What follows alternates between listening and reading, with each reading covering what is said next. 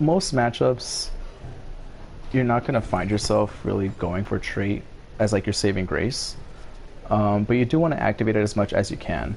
I don't agree with the philosophy. It's like the way that 16-bit and all of them, the way that they were describing trait, they're like, oh yeah, you know, like it does charge up very fast and it lasts a long time, sure. But the thing is, she's so momentum based. She's such an opportunist that you can't really just sacrifice all your momentum. You can't sacrifice your frames, your advantage, all that stuff just to pop trait for a buff that you may not even want or that may not even be useful in that specific scenario. So to cover that a little bit, to explain that part. So her trait, she gets 5 different buffs, right? She gets Hermes. Should I go in alphabetical order? Not even alphabet. Yeah, sure, why not? Alright, that way I can explain everything. So it's 5 random buffs. From my understanding, from a lot of labbing and testing, there's no way to kind of preemptively get a buff. It seems like the game is very random. Sometimes it'll give you the same buff like 4 times back to back. Like very, very rarely. Like if you're against like a zoning character, like Fate, it'll give you Artemis every single time that you buff up. But then it'll just do that like one time, like once a match, like once in a lifetime kind of thing. And then every other time it gives you Demeter, it gives you Hestia, it gives you all this other stuff. And it'll never give you Artemis like ever again, like in that matchup. So it's very random, but sometimes it does benefit you for what you need the most. Very rarely, but it does happen sometimes. But for the most part, it's completely random. There's no way, you can't press any buttons, you can't do anything in a match, you can't use like 5 lassos back to back and then have it give you Hestia. It does not work that way. It's just completely random. So as you can see, activated has a little bit of recovery on it, so that's why you don't want to sacrifice momentum. Again, what I was saying, because it does have the recovery. So to kind of explain that a little bit. Like let's say I did 113 just to get trade out safely. You see, they're over there, I'm still over here. But we're both recovering at the same exact time. So I'm giving up that momentum. If I had the bar, I could have just bashed in and stayed on top of them. So that's kind of the shift in momentum that I'm talking about between, you know, sacrificing, do you sacrifice momentum or do you go into trait, you know? There are a few BMBs that you can go into trait, like mid-screen you can do this if I actually have some sense of execution right now. You can do that, but you sacrifice damage. You see that did 327, right? Again, I don't go by these numbers, but they at least are relative for this example. See, going to trait to 327, the standard BMB is 409. It's almost a 10% difference. Like that is a huge chunk of damage that you're sacrificing just to go into trait. Same with the corner. Like let's say I do this. I do this whole BMB. That did look 582.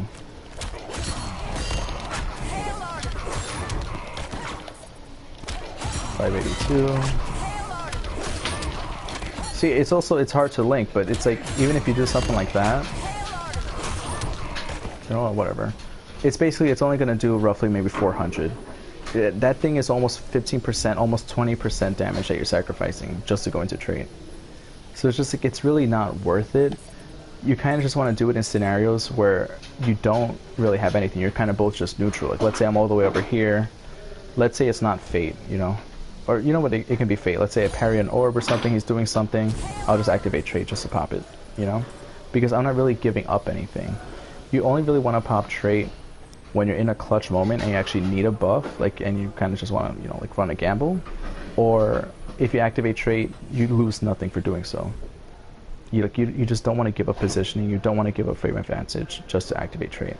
You don't want to sacrifice damage just to get trait out if you need that damage to close out a round or to close out the match, you know?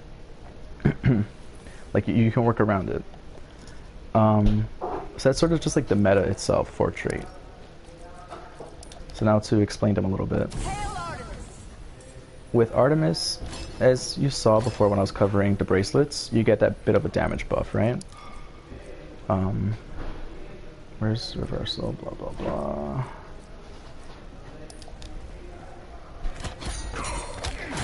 Look, I have the damage buff. This isn't very practical, just because this doesn't really happen, but look.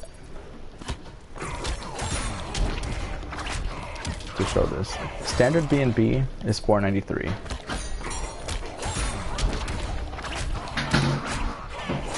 If I have the regular parry, it does 555. It's a pretty nice jump, you know? It's like 5%, 6% jump. Now, if I activate Artemis though, the damage buff, it boosts the damage even more, and it extends the time that it's still active. I totally forgot what the number was. But as you can see, her bracelets are still glowing. Oh wait, I didn't activate it. But look, they're still glowing even at the very end of the combo. They're still glowing. It lasts so much longer. And look, 740 for that same exact combo. So that's more or less what Artemis does. You just want to... It also affects chip. So, example. You see the chip that I just did? Not that much, right? Well, let's say I got that going. Look at the chip that I'm doing now. So it affects damage all around. So even if you parry something like from full screen, or even from like mid-range, still take advantage of that damage buff when Artemis is active, just because it does affect the chip too. So you will be getting a little bit more meter for it also. But that's really that. And it's also, it's really, really good because it does create that mind game, at least if people are smart and they know the matchup. It creates that mind game that they're not just gonna do something that you can parry. So they're gonna play a lot more defensively, a lot more cautiously, because it's like, hey, yeah, you know, come at me, like, you know, let me parry you for 80%, you know? So it is a good standoff. That's actually what I found the most useful aspect for this move, for this buff itself, is that it keeps people at bay. So that's Artemis. Athena's, I think, is probably the most useful though. One, it negates projectiles. Let me get the right distance for it. Any projectile that it comes in contact with, it negates it completely. As you can see, it just makes it go away. So in certain matchups, you can do this on reaction, or you can kind of just throw shields around as much as you want, because the only thing that they can do is throw a projectile right back, in which you can just keep on tossing these out.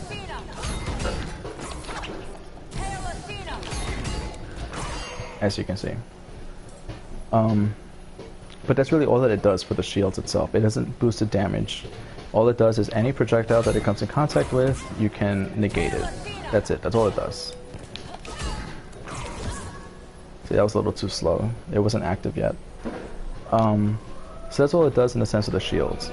But then you do get a damage buff for shield-based attacks. So again, let me turn this reversal off.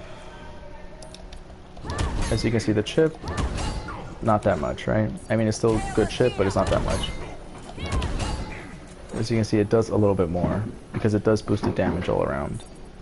And then also boosts it drastically on hit. So let's say he's on blocking. On its own, 173, right? The meter burn. With the buff, 272. Like, look at that big burst of damage that you just did. Just by doing that one move. So this also, most of them, it forces people to play more defensively, just because she still has to get the hit in, you know? Like, something has to actually happen.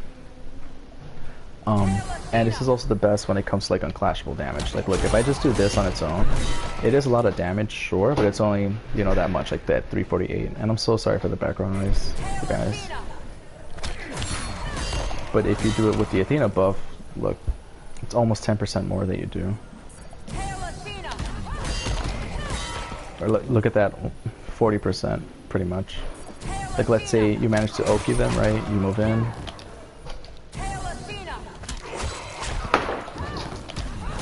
And then you're trying to Oki them. Obviously I wasn't frame perfect, but you saw all that damage that she just did.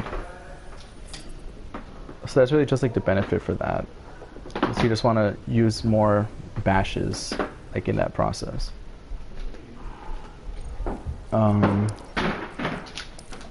Demeter, it's good, but it's kind of pointless, just because obviously you don't want to get hit, right? Plain and simply, you don't want to get hit. So that's understandable, fine, sure. The only thing is, this thing, it reduces the damage that you take, but it doesn't remove chip. You still take chip damage the same exact way.